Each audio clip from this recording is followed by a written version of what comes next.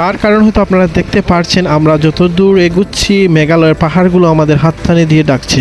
এখন বাইক নিয়ে নেমে গেছি খালের মধ্যে, আর এখানে দেখা যাচ্ছে অনেক বালু মাটি, আমাকে এক পিকআপে যেতে হবে।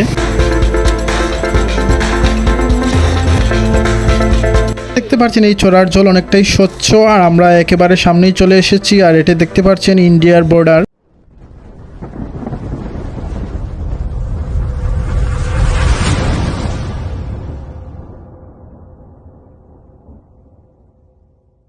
Hello everyone, welcome to my another new blog. আর আমি দীপঙ্করনাথ স্বপন আছি আপনাদের সাথে। আর আজকে অনেক দিন পর আমি আমার নিজ এলাকা বালাগঞ্জ বাজার থেকে আজকের ব্লগটি আমি শুরু করছি। আর থাম্বনেইল দেখে এতক্ষণে হয়তো আপনারা বুঝে গেছেন আজকে আমরা কোথায় যাচ্ছি। তারপরও আমি আবার বলে দিই, আজকে আমরা যাচ্ছি একটা ডে ট্যুরে। আর সেটার জন্য আমাদের প্ল্যান হচ্ছে আজকে উৎমাছড়া এবং কুলুমছড়ার দিকে যাওয়ার, আর সেটি হচ্ছে সিলেট জেলার কোম্পানিগঞ্জের দিকে অবস্থিত। আর আজকের ট্যুরটিতে আমরা মোট 6 জন ফ্রেন্ড মিলে 3টি বাইক নিয়ে যাচ্ছি। তার মধ্যে আমরা 3 জন যাচ্ছি বালাগঞ্জ থেকে, আরও 3 জন যাবে সিলেট থেকে। আর সেজন্য আমাদের আজকের প্ল্যান ছিল সকাল 8টার দিকে আমরা বের হবো বালাগঞ্জ থেকে, আর 9টার দিকে আমরা বের হবো সিলেট থেকে। মোটামুটি 8টা 20 হয়ে গেছে এখন। আমরা আশা করি 9টার ভিতরে আমরা সিলেট চলে যাব। আর বালাগঞ্জ থেকে সিলেট যাওয়ার জন্য আমরা এখন তাজপুর থেকে হাইওয়ে হয়ে না গিয়ে আমরা এখন শর্টকাট রাস্তায় ঢুকে পড়বো। আর এই রাস্তাটি শুরু এখান থেকে আদিত্যপুর বাজার থেকে, আর এটা গিয়ে লেগেছে আয়না মার্কেটে। এদিকে গিয়ে আমাদের আরেকটি রোডে উঠতে হবে, আর সেটি হচ্ছে বালাগঞ্জ সুলতানপুর সিলেট রোডে।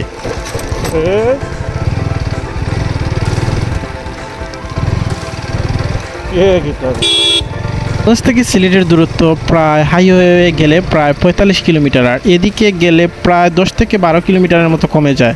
আর আদিত্যপুর হয়ে আমরা যে ভিতরের রাস্তা দিয়ে আসলাম সেটার দূরত্ব প্রায় 5 কিলোমিটার। আমরা এখন এসে পড়েছি আয়না মার্কেট। আর আমার পিছন দিকে সরাসরি বালাগঞ্জ যায়, আর বালাগঞ্জ সরাসরি যাওয়া যায় না কারণ একটা নদী রয়েছে। আর কিছুদিন পর আশা করি যাওয়া যাবে, কারণ আমাদের এইদিকে যে নদীটি রয়েছে বড়বাঙ্গা নদী, সেটার উপরে একটি ব্রিজের কাজ চলছে।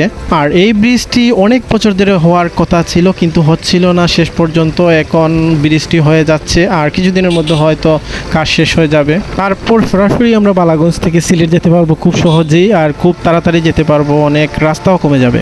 আর আমি যখন সিলেট যাই সবসময় এই রোডে যাই, আর আমার চ্যানেলে বা পেজে এর আগেও এই রোডের অনেক ভিডিও রয়েছে। আর বর্ষাকালে এই রোডের ভিউ মারাত্মক সুন্দর লাগে। এইখান থেকে প্রায় 1/2 কিলোমিটারের মতো জায়গা, রাস্তার দুই পাশের আওড়ে সম্পূর্ণ জায়গায় পানি ভরা থাকে।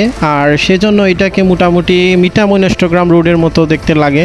আর বিকেলের দিকে এই বৃষ্টিতে সহ এই রাস্তায় প্রচুর মানুষ আসে দেখতে বর্ষাকালে। আর এখানে পুরাতন একটি ব্রিজ আছে, আর সেইটির অবস্থা খারাপ থাকার কারণে এখানে একটি নতুন ব্রিজ করা হয়েছে। আর এটি হয়তো কিছুদিনের মধ্যে চালু হয়ে যাবে, আর পুরাতন ব্রিজটি উপরে ফেলা হবে।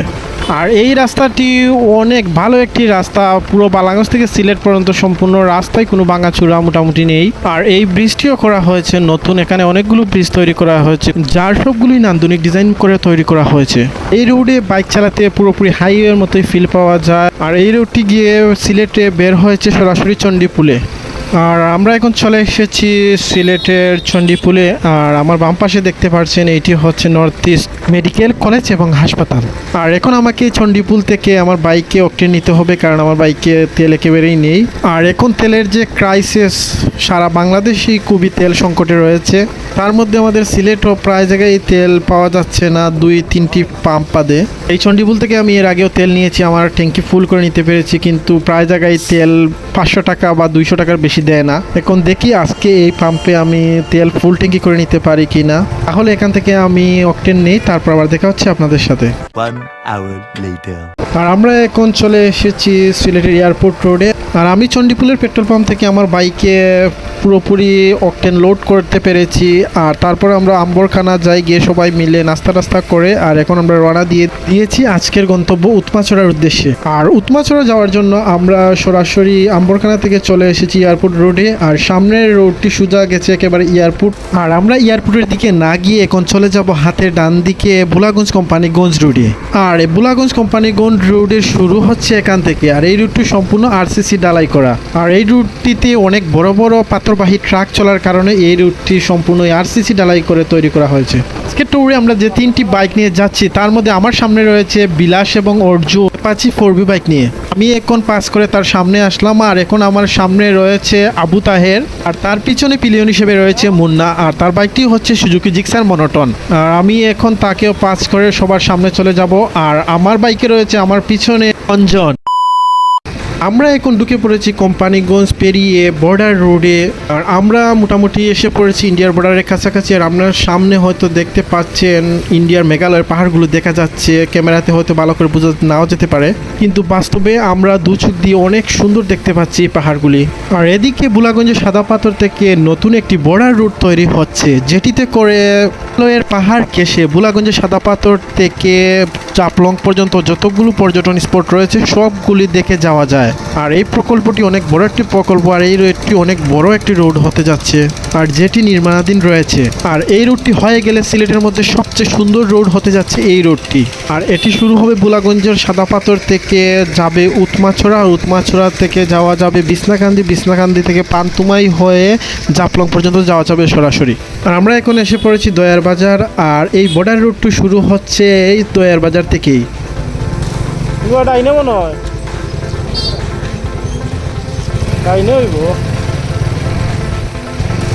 সম্ভবত এই রুটটি আরো বড় হয়ে হবে এই বর্ডার রুটটি।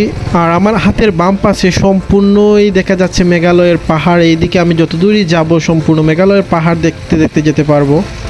আসলে ক্যামেরাতে কত দূর দেখা যাচ্ছে আমি বুঝতে পারছি না, কিন্তু বাস্তবে এই রোড দিয়ে বাইক রাইড করার মজাটাই আলাদা। অসম্ভব সুন্দর একটি ভিউ দেখতে দেখতে আমরা বাইক রাইড করছি। আর এখন আমাদের কুলুমচড়া যাওয়ার জন্য যেতে হবে সরাসরি হাদারপাড় বাজারে, আর সেখান থেকে আমাদের যেতে হবে কুলুমচড়া। আর আমরা যত সামনের দিকে যাচ্ছি আমাদের কাছে লাগছে পাহাড় আমাদের অতই কাছে আসছে। আর সামনে হয়তো দেখতে পাচ্ছেন আজকের আকাশের ওয়েদারটা অনেক সুন্দর, আর সব মিলিয়ে অসাধারণ একটি দৃশ্য আমরা উপভোগ করতে পারছি।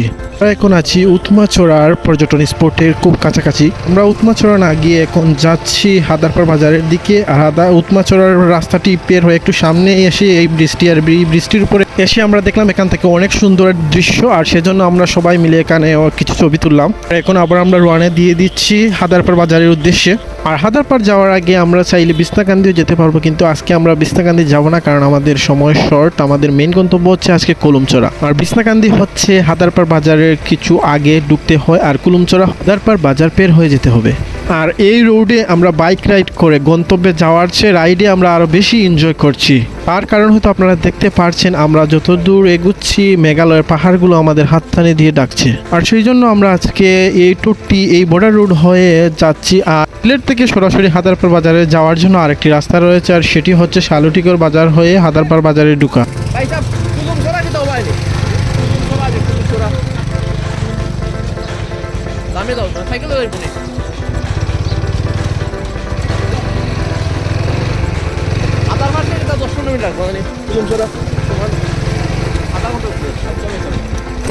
তখন মোটামুটি আমরা আরসিসি পিস রোডে বাইক রাইড করেছি। আর এখন আমাদের অফ রোড করতে হবে, এখান থেকে মোটামুটি অফ রোড শুরু হচ্ছে। আর এখন দেখা যাক আমরা কত দূর যেতে পারি এই অফ রোডের কাঁচা রাস্তা দিয়ে। আর এইরকম অফ রোডের কাঁচা রাস্তা হলে কোনো সমস্যা নেই, যাওয়া যাবে একেবারে জায়গা পর্যন্ত, কিন্তু আরও খারাপ হলে বোঝা যাচ্ছে না কি হবে। এখন আমরা সামনের দিকেও এগুই, আর এগুলে দেখা যাবে কি হয় রাস্তার অবস্থা।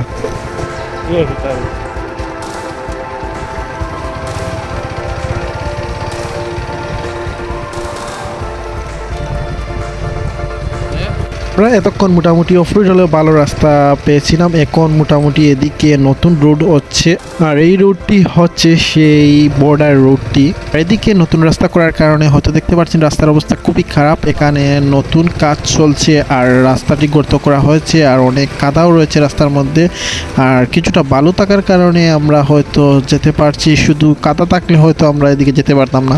আর গতকালকেও বৃষ্টি দিয়েছে, আর কিছুদিন ধরে মোটামুটি বৃষ্টি দিতেছে, এর কারণে আরও রাস্তার অবস্থা কিছুটা খারাপ হয়ে গেছে, কাদা জমে আছে রাস্তার মধ্যে। কারণে এই রাস্তায় বাইকের চাকাটা অনেক স্কিপ করছে, আর এদিকে বাইক চালানোটা একটু কষ্টকর হয়ে যাচ্ছে। তারপর আমরা চিন্তা করলাম এই পাহাড়ের ওপর দৃশ্য দেখে দেখে যদি আমরা যেতে পারি আমাদের গন্তব্যে, কিন্তু এরপর বুঝতে পারছি না আমরা যতদূর সামনে যাচ্ছি এই রাস্তাটার অবস্থা খুবই খারাপ হয়ে যাচ্ছে। এখন কুলুমচড়া পর্যন্ত যদি এরকম রাস্তা থাকে তাহলে আমরা যেতে পারবো, কিন্তু এর চেয়ে যদি কোনো খারাপ অবস্থার সম্মুখীন হই তাহলে আমরা যেতে পারবো কিনা বুঝতে পারছি না। তাহলে আমরা দেখি সামনে গিয়ে কি হয় আমাদের আজকের অবস্থা। কি অবস্থা, আমার সামনে তো রাস্তাই দেখতে পারছি না, এখানে ব্রিজের কাজ চলছে। কোন এদিকে রাস্তা আছে কিনা আমরা দেখতে হবে। আর এদিকে রাস্তা রাস্তার যে অবস্থা দেখতে পাচ্ছি আমাদের মনে হয় আজকে কুলুমচড়া পর্যন্ত যাওয়া হবে না, আমাদের মনে হয় ব্যাক করে ফেলতে হবে। তারপরও দেখি কোনোভাবে যাওয়া যায় কিনা এই রুট দিয়ে। আমাদের আজকে ট্রিপের যে প্রধান গন্তব্য ছিল কুলুমচড়া, তাতে আমরা যেতে পারিনি। আমরা এখন ব্যাক করে যাচ্ছি উৎমাছড়া, আর উৎমাছড়া যাওয়ার জন্য আমরা একটি ফাঁড়ি পথ দিয়ে অফ রোড দিয়ে যাচ্ছি। আমরা অনেক কষ্ট করার পরও আমরা যেতে পারিনি কুলুমচড়ায়। আর কারণ হয়তো আপনারা দেখতে পেরেছিলেন এইদিকে রাস্তার অবস্থা খুবই খারাপ, আর এইদিকে ব্রিজ শুধু অনেকগুলোই কাজ চলছে। আর যে ব্রিজে আমরা গিয়ে দাঁড়িয়েছিলাম আপনারা দেখতে পেরেছেন, এটা মোটামুটি আমরা ফাঁড়ি পথ দিয়ে পেরিয়ে যাই, কিন্তু তারপরে গিয়ে আরেকটি প্রো ব্রিজ প্রায় যেটি এখনো চালু হয়নি, আর সেটির নিচ দিয়ে অনেকেই যাচ্ছে, কিন্তু এর নিচের কালটা অনেক গভীর ছিল আর আমাদের জন্য যাওয়া ইম্পসিবল, সেজন্য আমরা ব্যাক করে চলে এসেছি। যাই হোক, আমরা আজকে যেতে পারিনি, কিন্তু নেক্সটে কখনো যাবো আমরা কুলুমচড়া। আমরা এখন কিছু শর্টকাটে উৎমাছড়া যাওয়ার জন্য এই রোডে আসছি কিছু অফরোড করে, আর এখন আমাদের এই খালটি পের হতে হবে। এখন বাইক নিয়ে নেমে গেছি খালের মধ্যে, আর এখানে দেখা যাচ্ছে অনেক বালু মাটি, আমাকে এক পিক আপে যেতে হবে। আমি মোটামুটি চলে এসেছি আমার পা না ভিজিয়ে। উৎমাছড়া আমরা চাইলে আগে যে রোড দিয়ে এসেছিলাম সেই রোড দিয়ে যেতে পারতাম, কিন্তু এদিকে যাওয়ায় আমাদের প্রায় 2-3 কিলো রাস্তা বেঁচে যাবে, আর অফ রোডের কিছু অ্যাডভেঞ্চারও করে যেতে পারবো।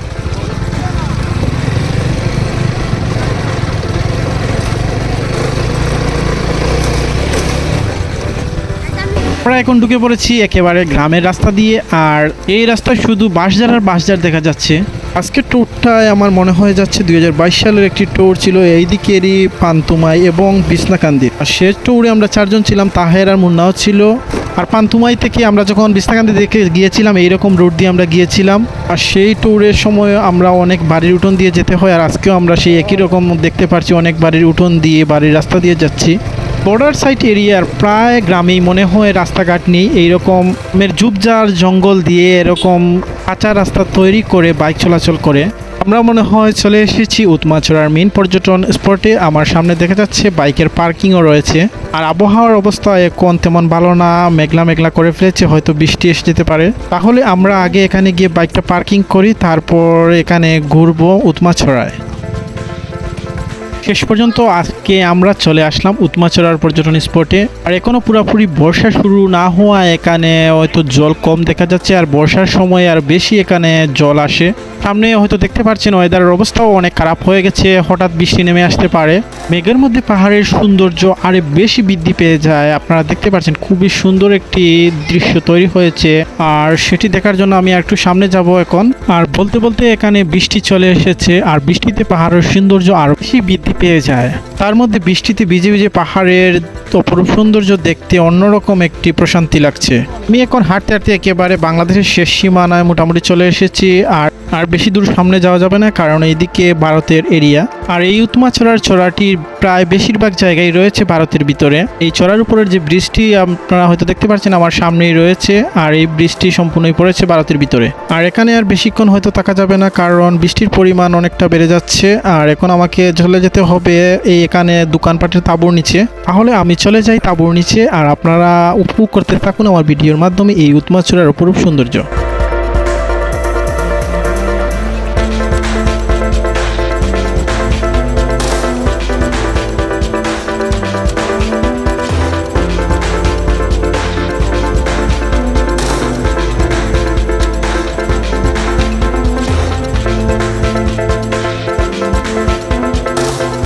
আমরা অনেকক্ষণ ঘোরাঘুরি করলাম উৎমাছড়ায়, আর এখন আমরা আরেকটি প্ল্যান করে ফেললাম। আমরা এখন উৎমাছড়া থেকে আরেকটি জায়গায় হাইকিং করে যাবো, আর সেটি হচ্ছে তুরুংচড়া। আর উৎমাছড়া থেকে তুরুংচড়া আমাদের প্রায় 30 মিনিট হাইকিং করে যেতে হবে। আমরা এখন হাইকিং করা শুরু করে দিয়েছি মেঘালয়ের পাহাড়ের পাশ দিয়ে, আর প্রায় অনেক দূর চলেও এসেছি। এখানে দেখতে পাচ্ছেন আমরা সবাই ধান ক্ষেতের একটা জমির উপর দিয়ে হাঁটছি, আর অনেকটা ক্লান্ত হয়ে গেছি আমরা। তারপরও এই মেঘালয়ের পাহাড়ের অপরূপ সৌন্দর্য দেখতে দেখতে আমরা অনেক এনজয় করে এই হাইকিংটি করছি। উৎমাছড়া থেকে তুরুংচড়া যাওয়ার জন্য আমরা এই গ্রামের একটি ছোট ছেলেকে নিয়েছি গাইড হিসাবে, আর তাকে দেখতে পাচ্ছেন আমাদের সামনে সামনে যাচ্ছে। A few moments later. শেষ পর্যন্ত প্রায় 40 মিনিটের একটা হাইকিং এর পরে আমরা এখন চলে এসেছি তুরুংচড়া। আর আজকের ট্রিপের আমাদের প্রধান গন্তব্য ছিল কুলুমচড়া, কিন্তু দেখতে পেরেছিলেন আমরা কুলুমচড়া যেতে পারিনি। কিন্তু আমরা ভেবেছিলাম উৎমাছড়ায় আমরা পানিতে নামবো, কিন্তু সেখানে অনেক পানি কম, সেই জন্য নামিনি। শেষ পর্যন্ত আমাদের প্ল্যান হয় যে তুরুংচড়ায় আসবো, আর তুরুংচড়ায় গিয়ে আমরা পানিতে নামবো, কিন্তু এখানে এসে দেখছি পানি একেবারেই কম। আর এখানেও মনে হয় না আমরা গোসল করতে পারবো। আর এখন যে সময় আসছি আমরা, এখন হচ্ছে বর্ষাকালের শুরু, এখনও পুরোপুরি বৃষ্টিপাত শুরু হয়নি, সে কারণেই এই চড়ার মধ্যে হয়তো পানি অনেকটাই কম। আরও মাসখানেক পরে আসলে এখানে হয়তো চড়ার মধ্যে পানি পুরোপুরি ভরা থাকবে, আর তখন এই জায়গাটি সৌন্দর্য হয়তো অনেকটাই বেড়ে যাবে। তাহলে আমরা এই জায়গাটি কিছু সময় ঘোরাঘুরি করে এক্সপ্লোর করি, তারপর আমরা এখান থেকে চলে যাব। দেখতে পাচ্ছেন এই চড়ার জল অনেকটাই স্বচ্ছ, আর আমরা একেবারে সামনেই চলে এসেছি। আর এটা দেখতে পাচ্ছেন ইন্ডিয়ার বর্ডার, আর এখানে মোটামুটি কিছুটা পানি আছে, আর অনেক মানুষই এখানে আসছে, এসে গোসল করছে। আর এই চড়ার পানিটি অনেকটাই ঠান্ডা। তাহলে আমরা আর এই জায়গায় বেশি দেরি করব না, আর আমরা এখন চলে যাব আবার উৎমাছড়ায়। 1 hour later. আর আমরা আবার চলে এসেছি উৎমাছড়ায়, আমাদের এখন যাওয়ার সময় হয়ে গেছে। আর এখানে অনেকগুলি দোকান রয়েছে, আর যেগুলোতে ইন্ডিয়ান অনেক জিনিসপত্র পাওয়া যায়, তার মধ্যে চকলেট, সাবান, বডি স্প্রে সহ আর অনেক কিছু পাওয়া যায়। আর এখন প্রায় 5:30 হয়ে গেছে, আর সন্ধ্যাও হয়ে যাচ্ছে, আমাদের যাওয়ার সময় হয়ে গেছে। তাহলে আজকের ব্লগটি এ পর্যন্তই, আর দেখা হচ্ছে আপনাদের সাথে নতুন কোনো জায়গায় নতুন কোনো ব্লগে। সে পর্যন্ত সবাই ভালো থাকবেন, সুস্থ থাকবেন। Good bye everyone.